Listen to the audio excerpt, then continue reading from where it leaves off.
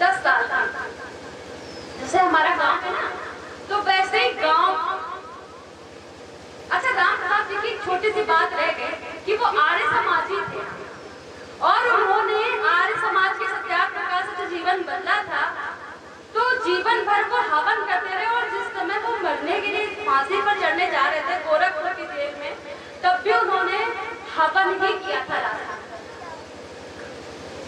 फिर बात आती है छोटी सी कन्या की। गांव में सब क्रांतिकारी थे और उनकी खबर किसी मुखबिर में दे दी थी। हमारे यहाँ जितने क्रांतिकारी उतने गद्दार थे। ये एक विडंबना थी हमारे देश में।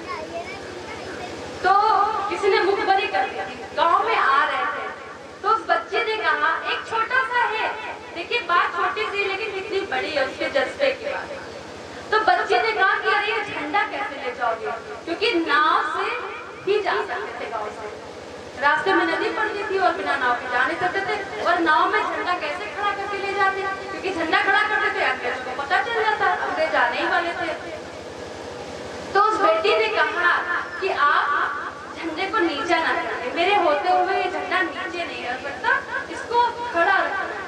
तो बोले बेटी पागल हो गई है, चल यहाँ से अभी तुमसे वो पूछेंगे, नाम पता सब बता देगी और यहाँ पे ऐसा नहीं करते। चलो बहुत कहा गया, लेकिन बेटी ने जिद ठान ली, नहीं मैं नहीं जाऊंगा, मैं तो इस झंडे को पकड़ के रहूंगा।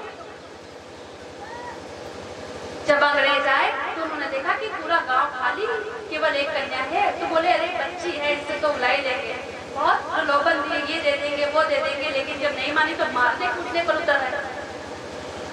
बहुत मारा। जब उसको लगा कि इतना मार रहे हैं कहीं ऐसा ना हो कि हम बोल ही दें, तो उस बच्ची ने अपनी जीभ काटा और दांतों से जीभ काटी। कोई चाकू तो थी नहीं उसके पास। आप तुम लोग जरा काट के देखो, आज जीभ अपनी ऐसे ऐसे करती है, कितना दर्द होता है।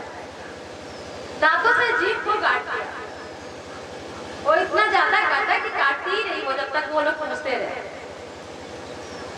भले ही बहुत बड़ी बात नहीं है, उससे देश आजाद थोड़ी जाओगा, लेकिन अंग्रेजों के मन में कहीं ना कहीं तो आया होगा कि अरे इतनी छोटी सी बच्ची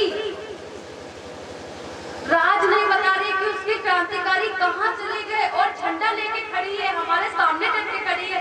इतनी सेना, मतलब जो अंग्रेजों की टुकड़ी थी वो सब विवश थी, वो नाम तक नहीं बता पा रहे थे। तब उनके मन में कहीं कहीं ना कहीं आया है कि बच्चा बच्चा आज सजग है, हम तुमको समझाते हैं। सुनो अंग्रेज, पाकिस्तानी, चीनी, रूसी, सुनो सभी, अतिथि बने हो, अतिथि ही रहना, मर्यादा है यही सही। बच्चा बच्चा आज सजग है, हम तुमको समझाते हैं।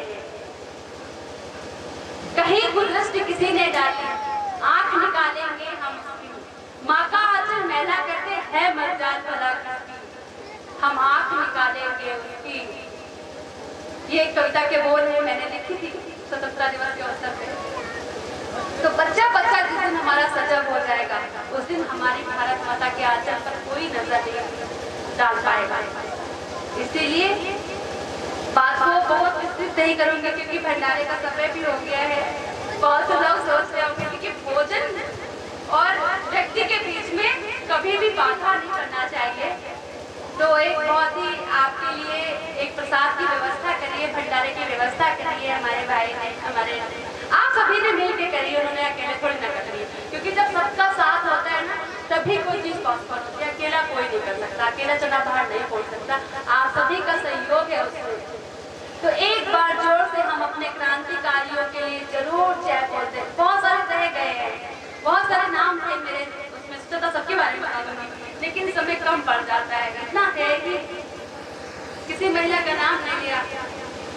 तो आइए एक बार हम सच्चे मन से क्रांतिकारियों को नमन करते हुए अपने देश की वीर और वीरांगनाओं की जय, भारत माता की वंदे मातरम। और आपको पता है इनकलाब जिंदाबाद का नारा हमारे भगत सिंह जी ने दिया था, इनकलाब जिंदाबाद।